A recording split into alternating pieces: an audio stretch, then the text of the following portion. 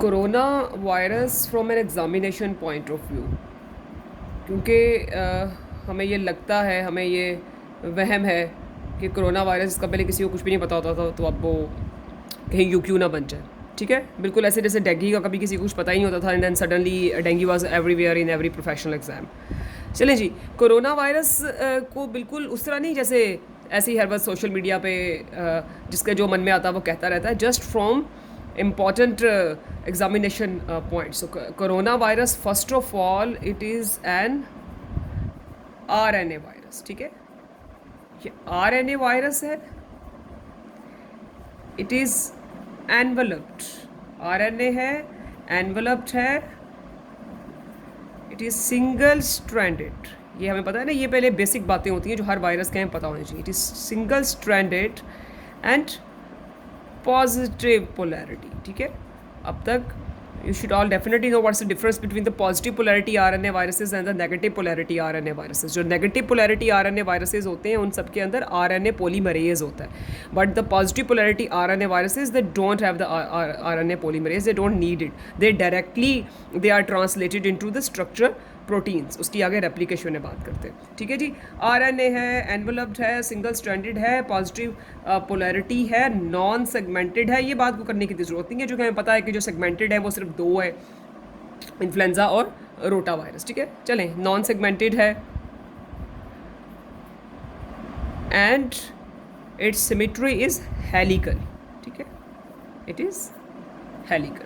तो ये बातें हमें पता होना चाहिए. एक वो जो अब तक तो सबकी नज़रों में समा चुका है, वो जो ऐसे ऐसे ऐसे ऐसे करके जो इसकी तस्वीर हर बार टीवी पे आती रहती है, it has spikes on it. ठीक है, वो स्पाइक्स इसकी हीमोग्लूटिनिन की बनी हुई है.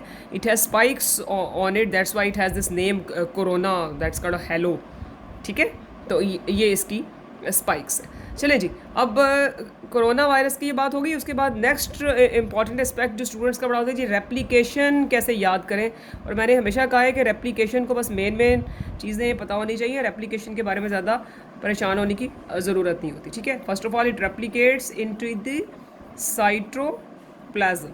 सेल के साइटोप्लाज्म में ये रेप्लिकेट कर रहा है because it's a positive polarity RNA virus, so it is directly translated into polypeptides. ठीक है जी, 2 लार्ज पॉलीपेप्टाइड्स आपकी बुक में लिखा हुआ है. ठीक है, फिर स्ट्रक्चरल प्रोटीन्स में ट्रांसलेशन हो जाएगी. ठीक है, messenger RNA will be formed, the new copies of the virus will be formed within the cytoplasm of the cell, and when it is exiting the cell it will acquire, ये है ज़रा इसकी एक different सी बात, it will acquire its envelope from endoplasmic reticulum of the cell. It will acquire its envelope while it is budding out from the cell. It will acquire its envelope from the endoplasmic reticulum, not from the plasma membrane. ठीक है, तो एक तो ये इसकी important बात हो गई. सही हो गया. अच्छा, अब ये एंटर कैसे होता है सेल में, ये तो वैसे काफ़ी लोगों को अब तक पता ही चल चुका होगा. ये AS2 एंजाइम्स का बड़ा एक जिक्र था जब ये कोरोना बहुत पीक पे था, जून जुलाई में. the human cells and also the respiratory cells, because सबसे ज़्यादा तो ये respiratory epithelium के through respiratory mucosa तक रहता है. तो the cells they have the angiotensin converting enzyme 2, जिन्हें commonly AS2 enzymes कहते हैं. ठीक है, so the coronaviruses they attach to the AS2 enzymes and then they enter into the cell and replicate within the cytoplasm. ठीक है, so it attaches to the angiotensin converting enzyme 2 and through them they enter into the cell. तो ये तो हो गई इनकी replication and the main characteristics. ठीक है, ये दो चीज़ें हो गई इसकी. अब उसके बाद है जी ट्रांसमिशन. ये बहुत इंपॉर्टेंट है क्योंकि इसके ऊपर बड़ी कंट्रोवर्सी भी है, ये भी सबको पता है. Transmission obviously we all know the transmission is from human to human. ठीक है, पैथोजेनेसिस जब हम करते हैं तो रिमेंबर चैप्टर 7 में वो पैथोजेनेसिस का वो पूरा लास्ट पेज पर वो बना हुआ है. पहले चैप्टर 7 के इनिशियल पेजेस में है pathogenesis of the typical bacterial infections, और फिर बिल्कुल चैप्टर 7 के लास्ट पेजेस पे वो पूरे ब्लॉक्स में बना हुआ है कि what is the pathogenesis sequence of any infectious disease. तो उसमें नंबर 1 चीज़ होती है हमेशा ट्रांसमिशन, हाउ इट ट्रांसमिट्स, ठीक है। So transmission is from human to human and through the respiratory aerosols and it's a droplet infection. ये बहुत important बात है, ये तो अप्रूवन है। It is the droplet infection, it is not airborne, airborne नहीं है ये, ठीक है। Airborne, authentic airborne respiratory infections till date are the TB, measles and chicken pox. ये हैं 3 बस एयरबॉर्न। ये कोरोना के बारे में ये था बड़ा कि जी ये एयरबॉर्न है, एयरबॉर्न नहीं है, इट्स ड्रॉपलेट। ये अगर एयरबॉर्न होती तो फिर ये बहुत तबाही में जा चुकी होती। और एक छोटा सा डिफरेंस है, ये अगर आप बड़ा गूगल भी करें तो इतना क्लियर नहीं होता। सो एक आजकल ट्विटर पे बड़े पॉपुलर है एक डॉक्टर साहब, तो उन्होंने एक दिन बड़ा सिंपली सा इसको एक्सप्लेन किया, the difference between the airborne infections and the droplet infections. They say if the airborne infection it travels and it flies like an eagle, the droplet infections they flies like the chicken, ठीक है।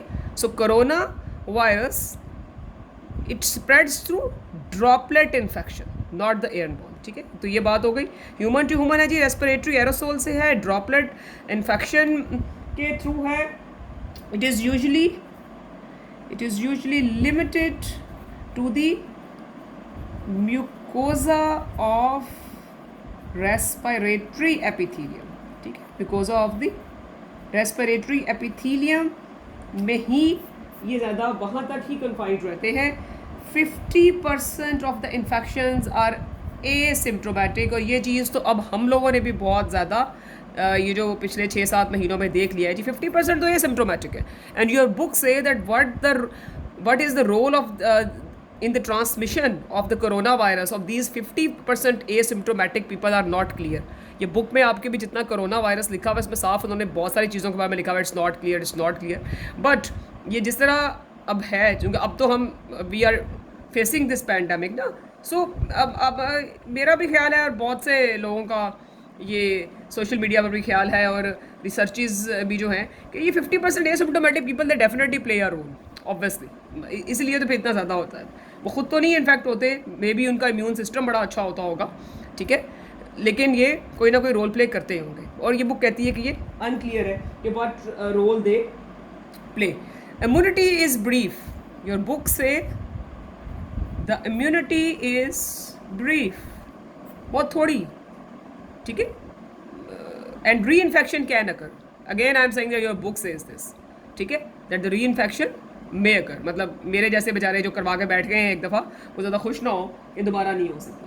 So the prevention is the basic cure, ठीक है। अच्छा, और pathogenesis में replication हमने कर ली, transmission की हमने बात कर ली, हमने कह दिया कि it is to droplet infection limited usually to the mucosa of the respiratory epithelium, 50% cases are the asymptomatic and the pneumonia that is caused by it is an atypical pneumonia। अब atypical pneumonia आप लोगों को बहुत बताया हुआ है bacteria के perspective से, it is atypical pneumonia।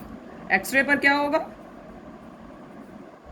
X ray पर it will be very much clear that it's an interstitial pneumonia, ठीक है, it will be interstitial pneumonia and also there will be ground glass infiltrates, ठीक है। ये ground glass infiltrates अगर आपको याद हो तो ये न्यूमोसिस्टस करीनियाए नमूनिया जो कि HIV एड्स का बड़ा प्रेजेंटिंग फीचर होता है, ये उसमें भी होता है, ठीक है, वो भी एटिपिकल नमूनिया, ठीक है। There are ground glass infiltrates. Then as we are saying that they combine to the AS2 enzymes and then enter into the cell. So also on the respiratory cells they attach to the AS2 enzymes and then they enter into the cell, and this binding with the AS2 receptors, it also causes the dysregulation of the electrolytes, ठीक है। वो dysregulation of the fluid balance हो जाएगा AS2 के साथ इनके attach होने से, जिसकी वजह से there will be edema in the alveolar spaces. Alveolar spaces में एडीमा हो जाएगा तो ऑब्वियसली उसे पेशेंट बेचारा जो है वो बहुत ज़्यादा डिस्निक हो जाएगा। और hypoxia is also a feature. ये सब बातें तो अब हमें वैसे भी कॉमनली पता है, ठीक है। ये जो पल्स ऑक्सीमीटर्स अपने घरों में रख लिए थे और वो 70% से जैसे ही नीचे गिरती है आपकी ऑक्सीजन सेचुरेशन तो फिर एकदम पेशेंट जो है वो कोलैप्स कर जाता है, ठीक है। बुक में नहीं लिखी हुई जो बात एक, ठीक है, जो कोविड अब हम फेस कर रहे हैं, जो कोविड इस वक्त हम फेस कर रहे हैं, हम सबको पता है कि उसमें बहुत ज़्यादा एक टेंडेंसी है to cause DIC because it's causing the formation of micro thrombi with in the blood system, ठीक है। तो एंटी कोगुलेंट्स दे रहे हैं बहुत ज़्यादा लोगों को, ये एक इनके अंदर एक बहुत ज़्यादा टेंडेंसी है, ठीक है, माइक्रो थ्रोम्बाई की। And ultimately there will be wide spread thrombosis with in the various organs of the body and there will also will be DIC, ठीक है जी। अच्छा, अब इसमें क्या इंक्यूबेशन पीरियड कितना है जी? ये बड़ी इंपॉर्टेंट बात होती है। इंक्यूबेशन पीरियड जो है that is 2 to 10 days with average of 5 days। 5 days की एवरेज है और ये 2 से 10 days का इसका जो है वो इंक्यूबेशन पीरियड है, ठीक है जी। अच्छा, अब ये कोरोना वायरस जो है ये क्या हमेशा से इतना ख़तरनाक था या ये ख़तरनाक हो गया है, ठीक है। तो ऐसी कोई बात नहीं है। जो बेसिकली बेचारे कोरोना वायरसेस होते हैं आम, ये बड़े मासूम से होते हैं जो कि विंटर में कफ कर देते हैं, कॉमन कोल्ड, ठीक है। बेसिकली तो ये कॉमन कोल्ड करते हैं, ठीक है, और हल्का फुल्का सा फीवर, सोर थ्रोट, तो ये तो सब sore throat, common cold, runny nose, fever, तो ये चीज़ें तो चल ही रही होती हैं, तो पहले भी चल रही थी। तो फिर अब ऐसा क्या हो गया? They are the general coronaviruses. Coronaviruses are only second to rhinoviruses. Rhino has a runny nose. Rhinoviruses are the most common cause of common cold, usually in the winters. And second to rhinoviruses are the coronaviruses in causing the common cold. तो फिर क्या हुआ? ये तो बस common cold कर रहा था, सोर थ्रोट कर रहा था, फीवर कर रहा था, फिर इतना फसाद कैसे बर्पा हो गया? Because whenever there are certain mutations, तो एक बार पहले 2002 में सार्स आया था, ठीक है। अब तक तो ये भी बातें पता ही चल चुकी हैं सबको। Severe acute respiratory syndrome, SARS corona virus emerged in 2002। कहीं कुछ ऐसा कुछ नहीं हुआ था, हम हाउस जॉब कर रहे थे, मुझे याद है, इतना तो कुछ नहीं हुआ था, पाकिस्तान में तो आया भी नहीं था, ठीक है। अच्छा, फिर उसके बाद 2012 में मर्स आया है, मिडल ईस्ट रेस्पिरेटरी सिंड्रोम, लेकिन ये भी मिडल ईस्ट तक ही रहा था, इतना फैला नहीं था, ठीक है जी। अच्छा, अब ये जो 2002 वाला सार्स है ना, ये भी वैसे नवंबर 2002 में चाइना में ही शुरू हुआ था, और अब वाला भी नवंबर 2019 में चाइना में ही शुरू हुआ है, ठीक है। अच्छा, अब बुक, जिस बुक की हम बात करते हैं, ऑब्वियसली दिस इज लिविंसन। सो आपके बुक में लिखा हुआ है कि there are certain corona virus strains that are also related to bats, ठीक है। फिर हॉर्स शू बैट का भी जिक्र है। आपको जो पावर पॉइंट मैंने दी थी उसमें इसकी हॉर्स शू की बैट की पिक्चर ही बनी हुई है, गूगल भी कर लें आप। किविट कैट, ये अजीब सी शक्ल की कोई चीज़ थी, जो कैट तो बिल्कुल भी नहीं लग रही थी जब मैंने गूगल किया था। तो civet cat, horseshoe bats, इनके अंदर भी ये डिफरेंट कोरोना वायरस स्ट्रेन। तो maybe there is some reassortment, maybe there is some reassortment, maybe there is some mutations when the human strains of the coronaviruses and the bats and civet cat strains somehow they get mutated and there is some